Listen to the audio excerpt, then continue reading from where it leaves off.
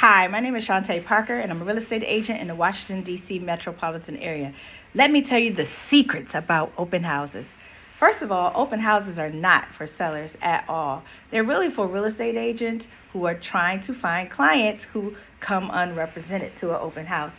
When people come into an open house, one of the first questions an agent is going to ask them is, do they have real estate agent representative? Occasionally, a realtor will send their client to an open house on their own without taking them to see the house. So for sellers who think, okay, if you do an open house, it'll help me find an offer on my property, the likelihood of a person coming to an open house for the first time, the likelihood of them buying that house is very unlikely. Usually, people come to open houses for all different reasons. Sometimes they come to see that particular house. Sometimes they come for decorating ideas. Sometimes the nosy neighbors come so they can see what your house is selling for because perhaps they're interested in selling their house too.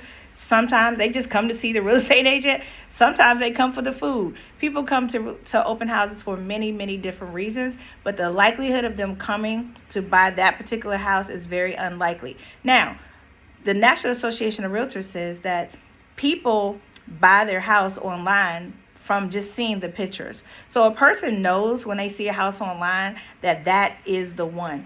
And 96% of the people know or commit to buying a house before they even come and see it. So if a person like that comes to see the house, the likelihood of them already having a real estate agent is very likely. So the chances of a realtor being able to sell a house to a buyer at an open house is unlikely. So let me just tell you something. In the state of Maryland, every state is different, every jurisdiction is different.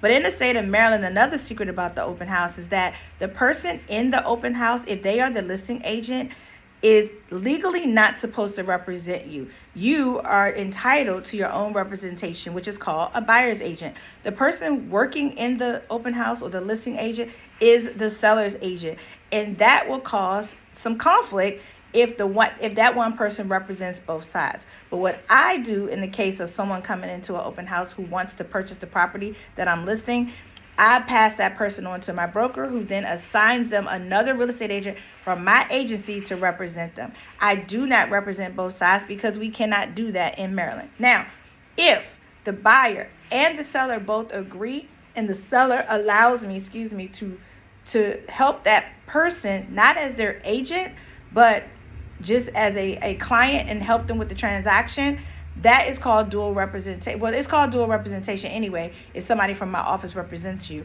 But it's also called dual representation if I represent you. And I can totally do that in D.C. and I can totally do that in Virginia, and many other states allow dual representation. But the state of Maryland does not allow dual representation. So those are all the tidbits about an open house. And so open houses are great for buyers because you can kind of get a feel for the neighborhood. You can go to different properties and see what's going on.